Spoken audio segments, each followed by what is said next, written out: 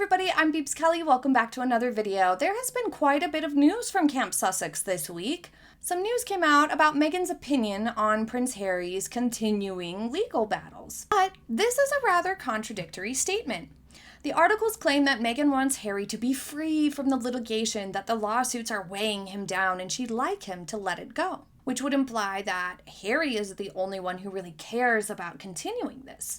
In the same statement, same breath, the source claims that she also knows that he basically has no choice in this because he will do whatever it takes to protect his family, that Harry must continue because it's the only way to keep Lily, Archie, and Meghan safe is to fight this. The likelihood that this was purposefully leaked is super duper high, as with most things from Camp Sussex, which poses the question, why would they leak this in particular?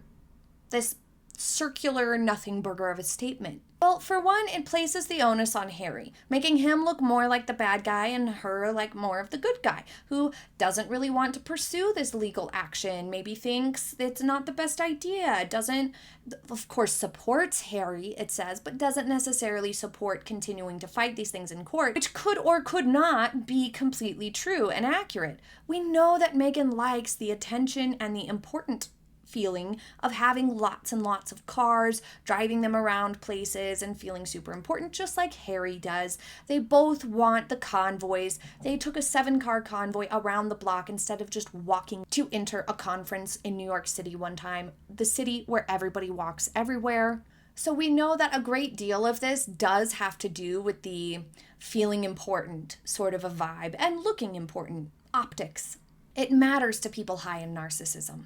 But by her saying that, basically signaling that it's just him who's trying to pursue these things and continuing to do these things, it takes a little bit of the heat off of Meghan in terms of the public opinion of people who aren't paying as close of attention, which is the majority of people, from assuming that Meghan is behind some of this and some of the motivations. But it also reiterates that he feels obligated, that this is the only way that he can keep his family safe, and this is something he basically has no choice and has to do, which softens the responsibility on Harry a little bit, making it seem like he literally has no options.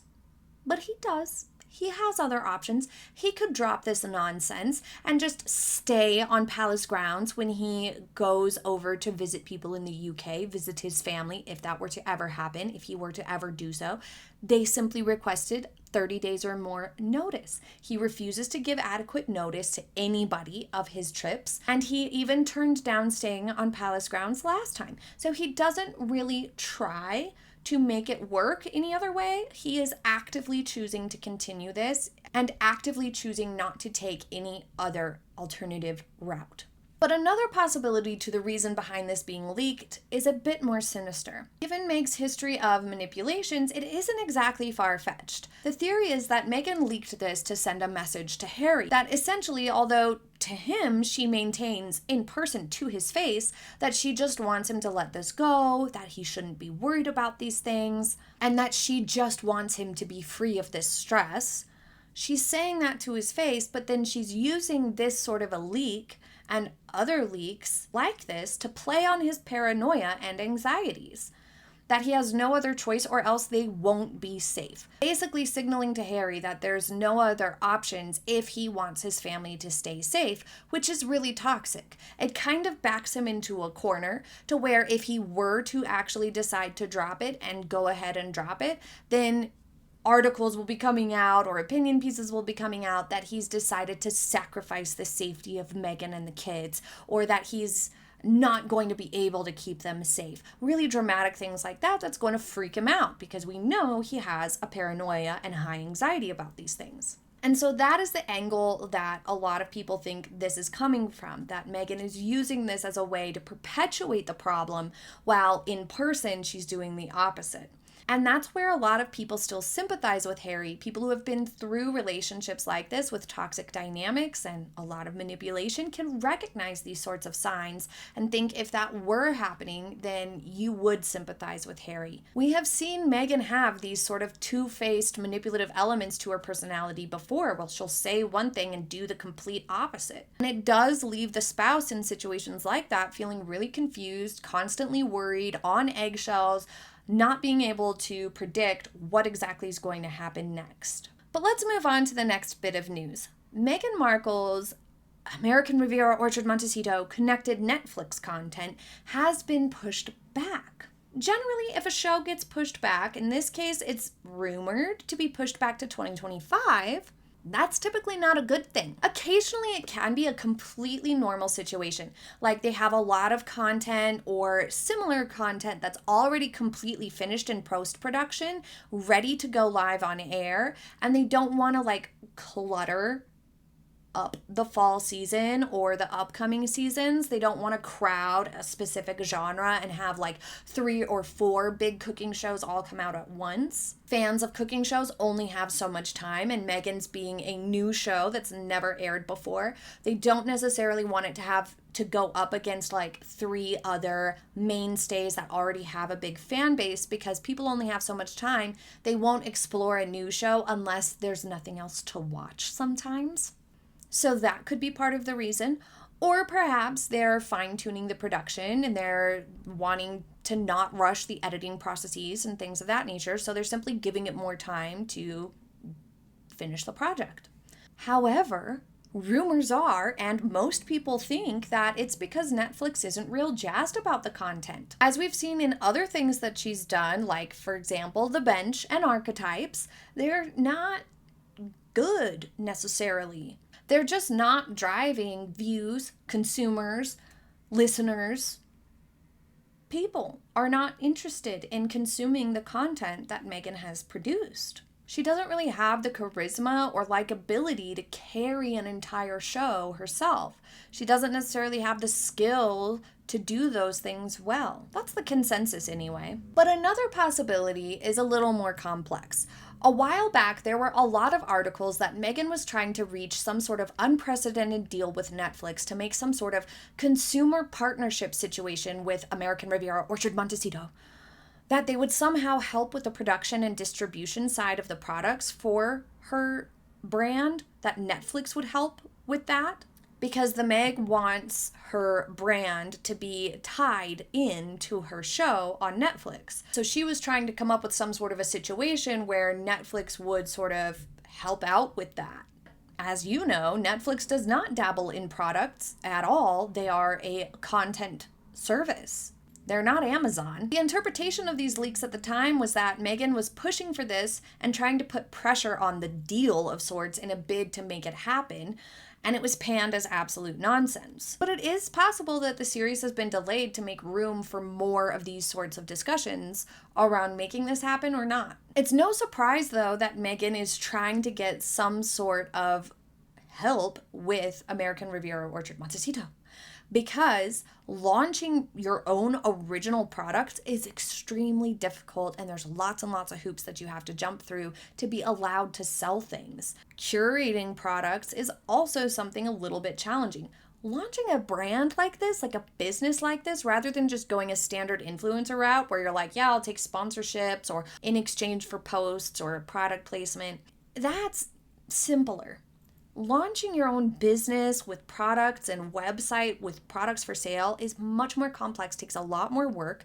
As we know, she could not find a CEO. Nobody wanted the job, or nobody wanted to work for her, or she was too picky in hiring and wouldn't choose anybody. Point is, she couldn't get staff for this venture.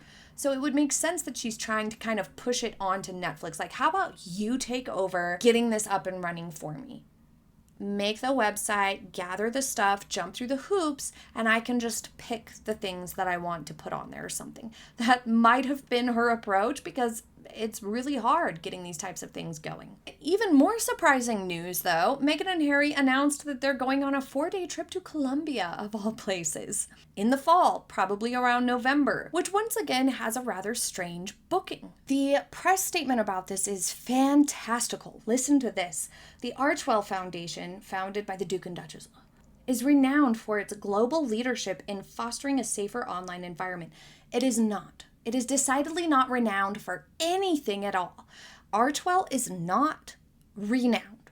Fact check that, okay? That is insane to write. How out of touch do you have to be to put those words together in a sentence? Where have you been? Have you done any research at all? Archewell is far from renowned at all. Nowhere even close to that. And what have they done to create a safer online environment? They've had like 2 roundtable discussions, one in which Meghan Markle was dressed extremely inappropriately for preying on these parents for her own press advantage. Super screwed up. I'll link the video up here.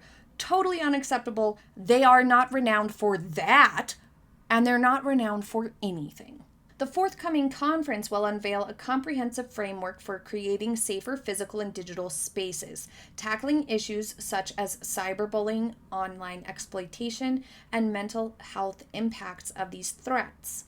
It will offer actionable solutions and commitments for countries around the world. So this portion of this statement is referencing a conference that will be happening separate from Meghan and Harry's visit that was already scheduled and on the books. Kind of like how in that video I just mentioned, they hopped on World Mental Health Day and hosted a conversation at this thing that was already happening. This big conference event was already going on, and Harry and Meghan just joined in and hosted one event in something already established. Same type of thing is happening. I think it's the inaugural event this year in Colombia, and presumably it will go around to different countries every year and be hosted once a year in a different place. And that was already targeting online safety. It was already supposed to be about that, and Meghan and Harry are kind of jumping on the bandwagon.